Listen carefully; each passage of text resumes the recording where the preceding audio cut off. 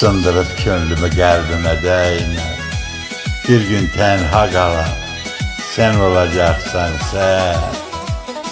Herkese sayılı günler yazılı. Tenhaca boylanan sen olacaksan sen. Zülmət bu dünyanın qarasındadır. Acı dil kalbimin yarasındadır. Ecel kaşla göz arasındadır. Taran tarac olan sen olacaksan sen.